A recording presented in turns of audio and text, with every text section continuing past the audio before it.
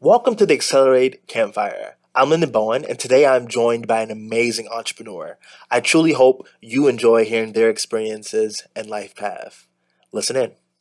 Nathan is the founder of Activelabs and head of community at Focusmate. Originally, he's from Canada. He and his wife, Sherice, have been full-time travelers for the past 10 years, and they currently reside in Thailand. Realizing that he had ADHD late in life, this put everything into perspective for Nathan. His current mission is to help others meet their unique challenges and share the same curiosity and clarity that he currently has. Thus far, he's helped over 1,000 clients unlock powerful perspectives and achieve their life goals. Let's please give a warm welcome to Nathan Sudds here today, guys.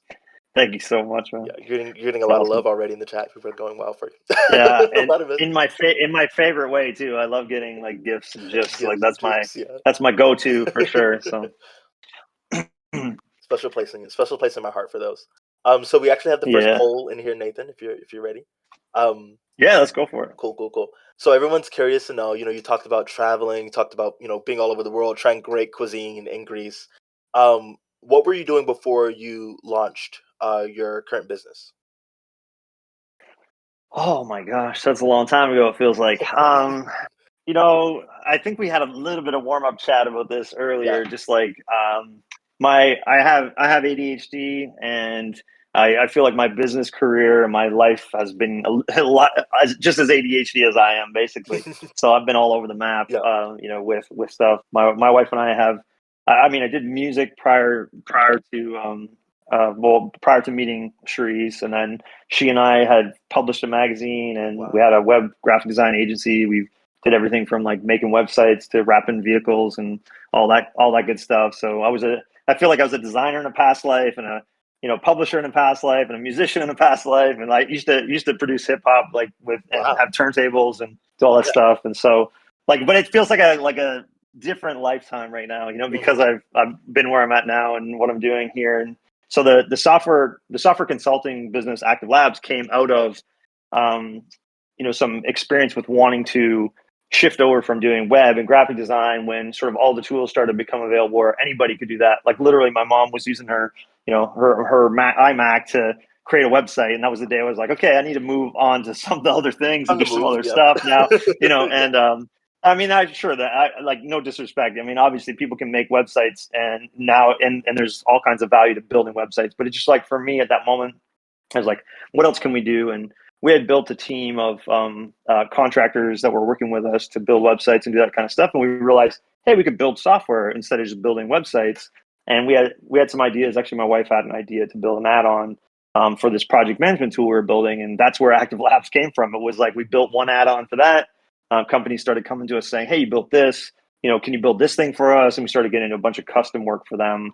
And then being really interested in project management, I was doing like project management consulting for universities and colleges and some major companies. Like I have one hotel group that has hotels across the world, and just like kind of again this whole ADT thing of like Yeah. experimenting, trying stuff, and ending up into businesses that I didn't anticipate doing or things I didn't expect doing, that kind of thing. So prior to joining Focusmate, like and helping and run community there, this is what I was doing, and yeah. Anyways, well, I'll stop there. We got lots of other things we No, can talk we have a about, lot to but go through. Yeah. yeah. Well, Mhm. so I'm curious, like, you mentioned, being a publisher, you mentioned being a musician. Like, what about those kind of career paths, um, brought you to being a founder of Active Labs and, being the head of community at Focusmate? Like, what's the through line between Yeah, these things? yeah, that's an interesting question. So I think the one thing I've always felt is like I love like being creative and experimenting. I was the kind of kid who was like connecting multiple things in my a piece of equipment together. Didn't know how they were supposed to go together, but I just like sort of, hey, I wonder what would happen if I do this and this, and Hmm. that's kind of how I got into music stuff, production, and ended up with a studio in my basement. And I think a line that connects a lot of this stuff is sort of creativity and problem solving, and I think also there's an element of connection and community that even in the music space was like music. It was bringing me together with other people. And in the beginning, I wasn't even making music necessarily. I was helping other people make music. And then that's where, I got an interest in it. And then, I think that leads to the magazine came from wanting to help some of the musicians get exposure, and my wife and I sort of worked on that, and then kind of one thing leads to another, and the software consulting stuff was really out of like my knowledge, my interest in stuff and software, and then community is another whole conversation. But Right. I joined the community. I joined community at Focusmate because I was already being helpful in the Facebook group, and this is the thing where I say curiosity really leads you to places, because your curiosity about things can lead you into places where opportunities show up. And I was actually just helping out of like just sort of like my ability to understand some things. I have a bit of technical background, and I have a care about like helping people. I'm the kind of guy who's in the grocery store, and if somebody's like kind of looking lost, I'm like going to help them, even though I don't work there, that kind of thing. And so with Focusmate, we it's a community of people doing like virtual co-working together, and we have a big Facebook group of people that just like help each other. Maybe technical issues or just like asking questions about productivity and that. And so I would help out in that group, and they reach out to me. It's like, hey, you're helping out here. Would you like to help out, with the team? And then one thing led to another, and next thing, I'm heading up community there. So for those members of the audience that might not be sure, so Focusmate essentially is you're able to match with anyone across the world and co-work with them. Is that correct?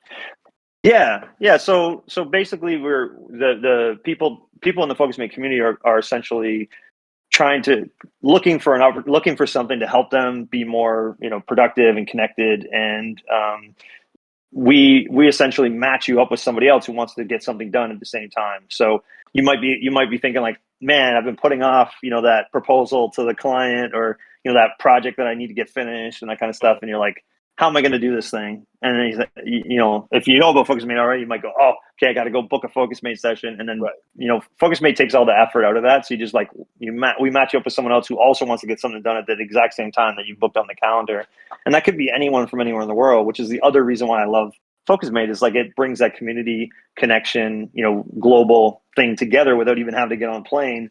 You'd be sitting there and you're doing your work at 4 p.m. and somebody else, some other time in the world, they're sitting in their place. Like Buckets is in Brazil, he's Yeah. doing a Focusmate Yeah. session, Right. and I'm sitting here in Thailand, and we're doing a Focusmate session together, and we're both getting done totally completely different things, but we're supporting each other. And there's something beautiful about sort of the struggle to get things done, but also the support of each other, but in this sort of like passive way where like a lot of other things are about collaboration, like help me do this thing. And we're there to say just like, hey, just being in the room or Right. virtually in the room with each other is helpful. Just support me. Mhm. Yeah, exactly. Yeah. In the ADHD space, there's a term for this they call body doubling.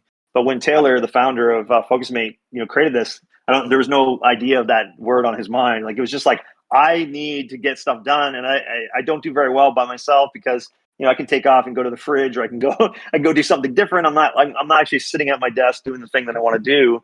And so he started it by just reaching out with people and making times on Skype and scheduling. But that gets so annoying because you're trying to find somebody to do the thing, and then that person flakes on you, and there's all the things that go into scheduling. You probably already know. All of us here, have tried to schedule something, and it's like the last minute people drop off and all that kind of thing. So Focusmate is really aiming to try to take all that hassle out of like having somebody there to support you, and just like all you have to do is go and book a time, and we'll take care of all that other stuff.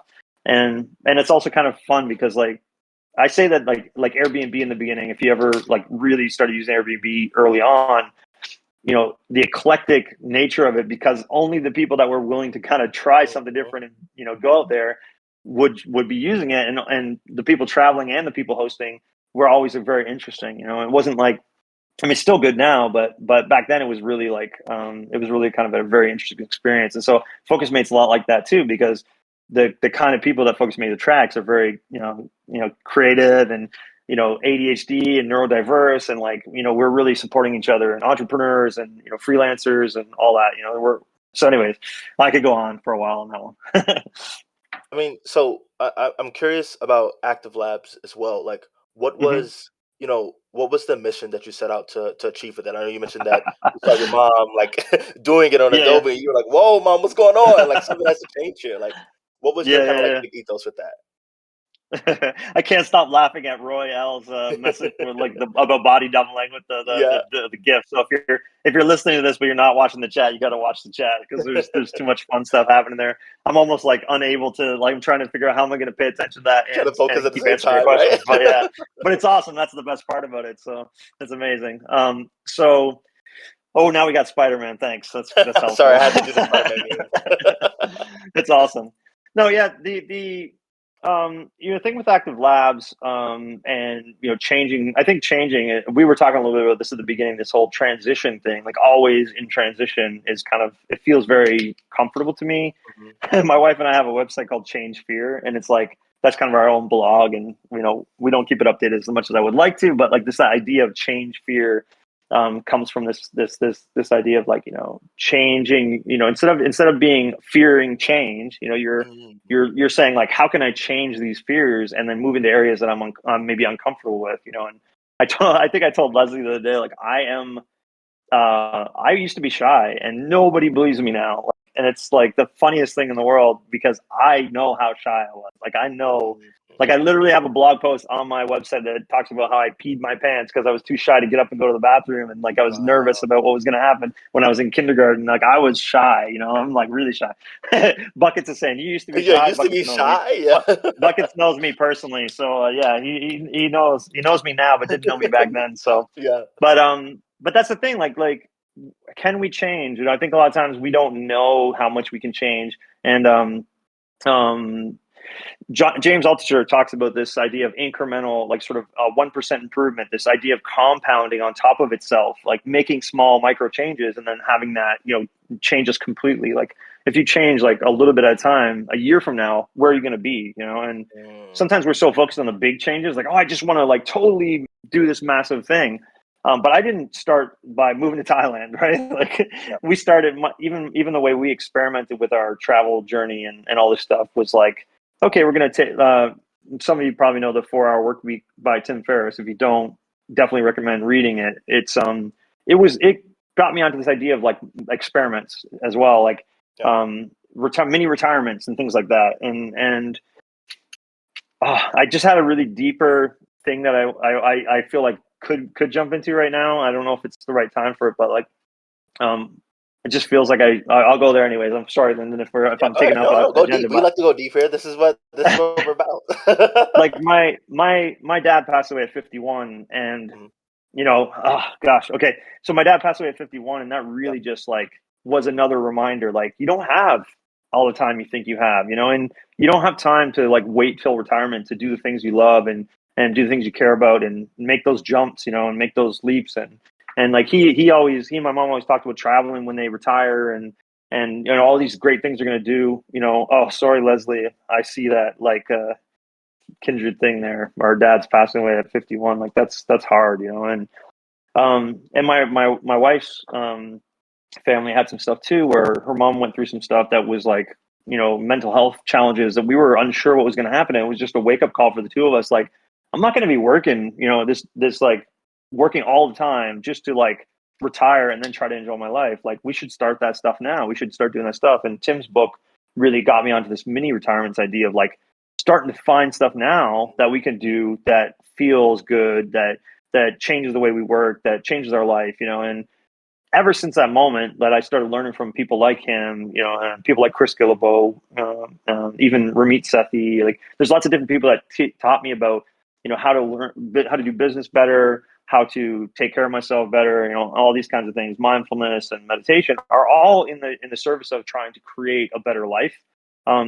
Not more money. Like, more money is part of that, but it's if you focus on that particular part of the equation only, then you miss out on all the other potential things. Sometimes saying no to more money and yes to more life or more free time or more freedom is actually a good decision, and so yeah, that, I think that's really just an instigator for a lot of the decisions that shifted for us. It was like, no, we're going to live life now. We're going to do it our way. And over time, we developed this thinking of something that my wife says a lot, and I've adopted it and shared a lot in my coaching, is this idea of designing a life that demands from you what you want to give. And so, just to slow it down a bit, it's this idea like we don't even think about designing our life, at all, but but designing a life that demands from us what we want to give, that's a big statement. And it's something like, if you put that into practice, you start looking at every decision differently, and that really for me really resonated and really connected. And so, yeah, cool. Somebody's typing in the chat. Yeah.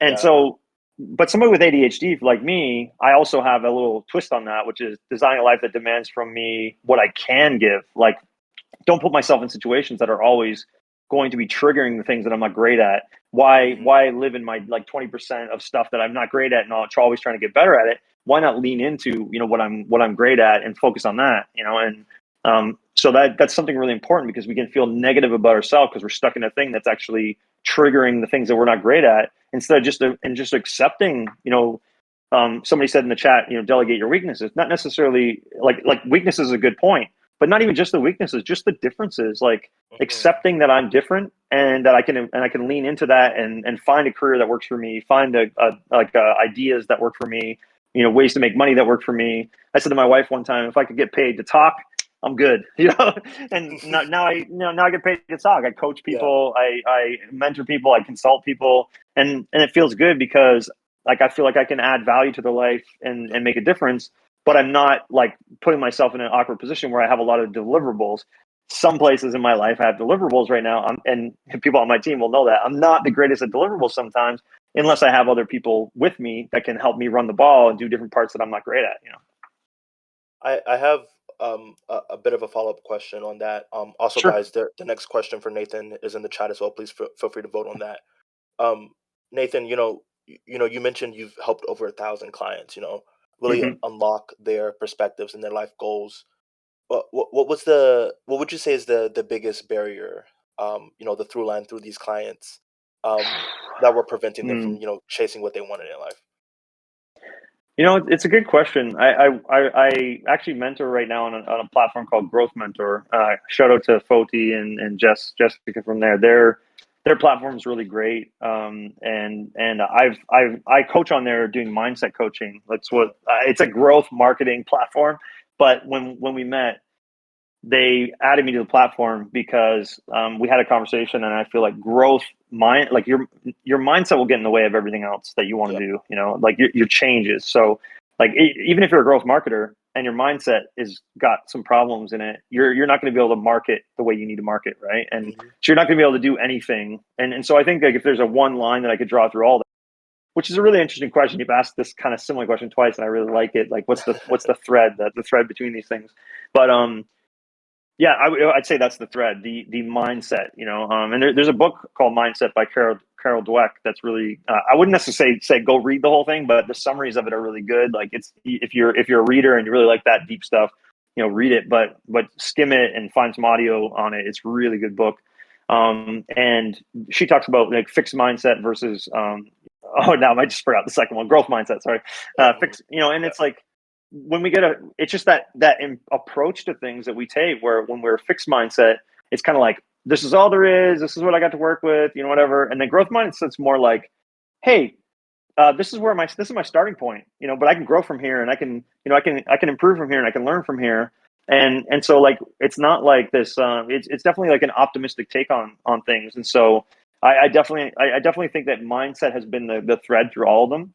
And everybody has a different, kind of situation for that. And I think sometimes, it's not just mindset, it's trauma, it's the way you were treated, the way, I'm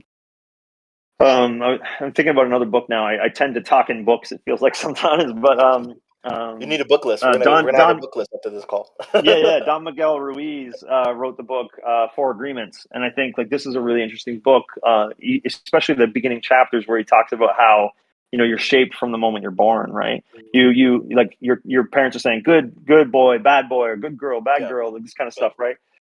And like that's shaping you, is telling you what are the good things for you to do. But that's all based on someone else's. Like Mhm. you're now accepting, you're making all these conscious agreements, Oh yeah, there's the fifth agreement too. Somebody commented there.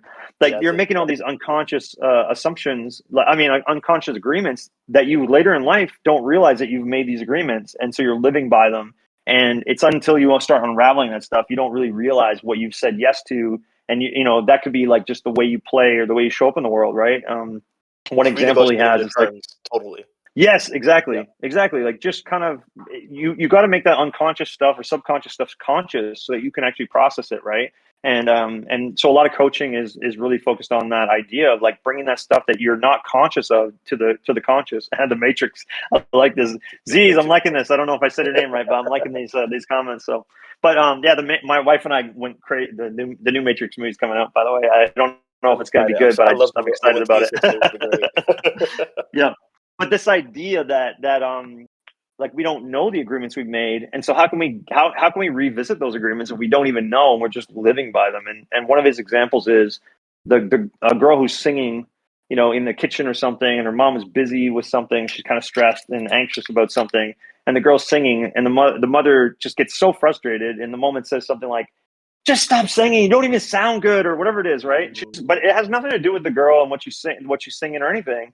The mom's stressed out, but the girl takes on that. I don't sound. I like my singing is terrible. I'm never going to sing again. She could have been, I don't know, like Alicia Keys or some like Right. big singer Right. that we know, but because her mom said that thing, she never actually works on it. She never practices. Never gets to the point because she Internalize just that. feels bad about her voice. Yeah, she internalizes that, and so she's made that agreement. I'm never singing again. Yeah.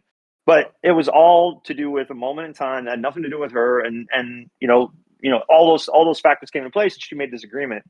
And so there's a lot of areas we have that in our life, and so I think these are the challenges. Like this is the stuff that we have to work on, or we need to work on if we're going to get beyond where we're at. And particularly, I think as entrepreneurs, like you are your business. I think as a number of people have said Yeah, in the chat here. So yeah. it's more important that you have that together. Yeah, I, and maybe I even like, disconnect yourself from the business. That's another learning experience yeah, I had to do, yeah, which is like my first business was my baby, and so I treated it like that, and my identity was there. And if the business failed, I failed, and all this stuff. But that really gets you, right, because you connect yourself to the sinking ship. You can't let go of the ship because it's part of you.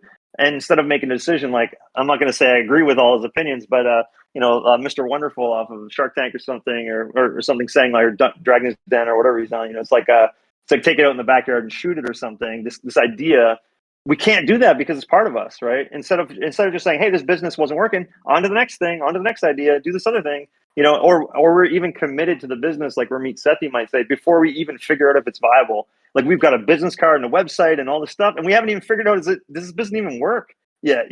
yeah. And so it's like get 3 customers first, then get your business card, then get your Right, website right. going. Get those customers first. Make sure it works, right? I'm interested. So the next question from the audience was, "What was your biggest mistake?" I kind of want to recontextualize that question Sure. into what was the biggest we talk about unlearning those things that Hmm. you are implicitly put on you from a young age, or from the Yeah. environment that you're inside of. What was the biggest barrier that you had to unlearn? Mm-hmm. That's a good question. I mean, I'm always. I feel like I was going to say when you said biggest mistake, I'm like, do you mean this week or like which point in time? Like I'm making them all the time still, right? But the biggest thing to unlearn. Geez. I think it's my. I think I'd have to say my identity. Like Mm, just being too attached to the identity, the view I have of myself. Because because that goes into everything you do, right? And so if you are too attached to that, you can't let go of things. Everybody knows you as that thing.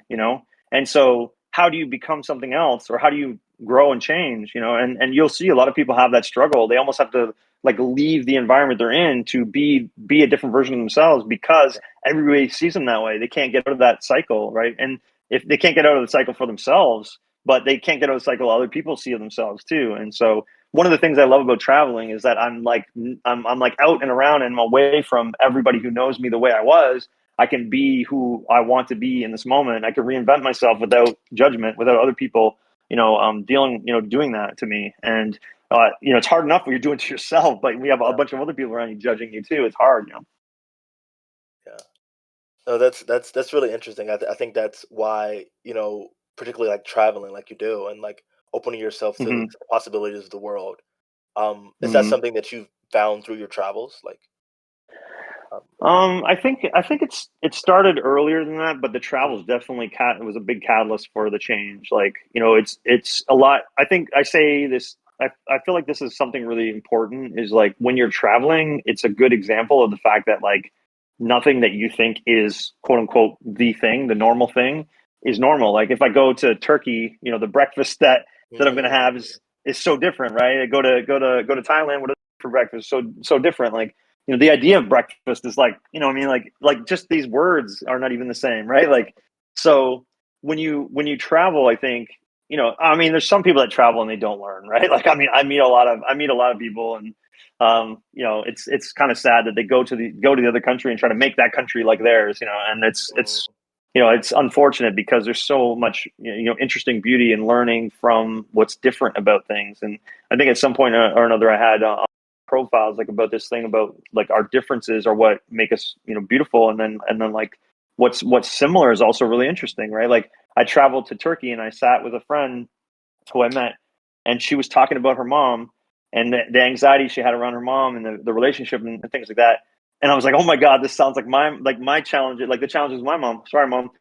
She doesn't like me talking about our business, obviously, probably in public, but like this is she's a Turkish girl with a Muslim mother. I'm a Canadian guy with a Christian mom, and the conversation was exactly the same.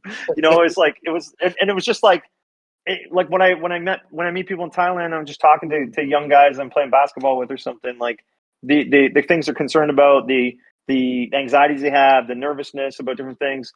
It's the same stuff. Stress, anxiety about work and school and career. It's all the same thing. And I think like this comes back to Focusmate. Like how I feel so like what's so valuable about what we're doing with Focusmate is that two people are sitting virtually across the table from each other doing work, and it's humanizing that whole, you know, experience. Like I'm in a struggle with trying to get this thing done that's important to me. It might be doing my dishes because I've just left them for too long, or it might be exercise because I'm struggling with keeping that consistent. But I'm also sitting across the video screen from someone like in Bangladesh who's also having that problem, also having that struggle, trying to get their studying done or their work done. And you know, to be honest, America could use some perspective of that, like that all these people in the rest of the world. I'm not picking on America in general. I think all the world needs to kind of see everyone as humans and connected. But I think America over the last little while has had a big challenge with that. And I'm from Canada, and I think we also have that challenge. And there's a little bit of a bubble world. Like I'll be honest, I was that way. I'm not trying to blame anybody else. Like I lived in Canada. What happened on the news was just some foreign thing that didn't affect me. So was I paying attention to it? Not really, right? Like I hear about it, but I didn't. How connected was I to it? The moment I start meeting people and seeing connecting to the human people in all these different places, like when I see the news now, I can think of one specific person that I really care about that lives in that area, and I'm thinking, oh my God, like that's, you know, like it's a different world, and it sucks Connects the that we world kind to of you. yeah, yeah. And so it's sometimes like now it's the same thing with Focusmate. Like you're sitting across the table with somebody, you're getting this thing done, and Focusmate, just like as an example, like we don't do, it's not meant to be a lot of deep diving together. You get on a session, you're like, hey, what are you working on today? You know, oh, I'm getting these, I got to get this important email done, or I'm going to do my dishes, or I'm going to, you know, do my meal prep for the week, or whatever it is. And the other person, okay, this is what I'm doing. Okay, good luck. And then we just usually mute, sometimes leave it on so you can hear the other person typing. And then at the end, check in like, hey, how'd that go? Oh, well, I got distracted, or yeah, I got it all done, or hey, I got more done than I thought, like depending on how it is. And there's no judgment. It's like, all right, cool. You made some progress. Hope I see you again soon. And then sometimes there's a little bit more connection depending on who's in the session. You might start talking about something, or you might find out you're both medical students and, you know, you're doing something, you're both entrepreneurs, and you're like, oh, hey, that's so cool. Can we, you know, like you might connect. Some people might connect in that, or you might say, hey, can I share my link, and we'll do some more sessions together. And then all of a sudden you've got this friend on the other side of the world, or a different part of, you know, the US or whatever. And our differences don't matter in that moment. It's like the fact that we have they come together on the struggle of like, hey, we're trying to get stuff done, you know, and life changes in that moment because now I'm getting stuff done. I'm feeling better about it. I'm not alone in my apartment. I'm actually like sitting with someone else virtually and doing some work and getting something done. And a lot of people say like it's life changing. And I feel the same way about traveling as I do about Focusmate. It's like that global connection with one individual or one person that you're making a connection with, and how it changes my life and how it changes their life. Like it's just powerful, you know. Nathan, I think I really resonate with so much that you've said here today, and I think that that's one of the key things that we're setting out to do with Accelerate, right? Is to open entrepreneurs to other perspectives, to provide them, Cool. with access to tools and resources, and to access to each other, that Yeah, you yeah, may not have when you're in the grind, right? When you're just trying to make it happen. yeah, So that's for something sure. really big that we're setting out to do here, at I Accelerate. love what you're doing. I mean, I love Yeah, what you're doing. It's awesome, and this is amazing. I've really enjoyed this, and I'm just like I can't get over this. I can't handle these gifs anymore. These gifs the is so chat, yes, too amazing. much. Well, we're actually Joe going asked one to. question. I want to know if I could just jump on one question Joe asked there, which is like, have I Oh yeah, done jump this in ahead. the Yeah. metaverse? And the answer is yes, I have actually. If we were on video, I could show you, but I have my Oculus Quest behind me, and my friend in BC, who I don't get to see very often, Uh, he and I are now like meeting up in workrooms and Ooh, actually doing it. And we've been talking about doing a Focusmate session oh, meta. with the VR headset on top of it. I'm Yeah. just waiting for them to come out with the video avatar, and then Uh, we could be like literally on video as our avatars doing Focusmate sessions. But yeah, it's amazing. Like I think there's something amazing there about metaverse too. I hope that we at Focusmate will get into some of that stuff as well. mm, yeah. I think Discord will be very, very fast behind. So it's going to be interesting to see Yes, all for of the sure. different technologies from the different spaces and Mhm. how it develops for sure. So without further ado, let's please give a warm round of applause to Nathan for joining us here today. And then we're going to jump over to the cafe guys for a little bit of a debrief. Awesome. Thank you so much. I know you did that just for me so I could give a bunch more gifts and gifs Yeah, in yeah, the why chat. not? So Yeah, thanks for just that. for you. Just for you. Thank you so much, everyone, too. Yeah, I really enjoyed this. This was awesome and great questions, Lyndon, too. Thanks. If you'd like to join the Accelerate Collective and attend future campfires, visit accelerateamerica.com/join and check out our future guest at accelerateamerica.com/campfire. Take care.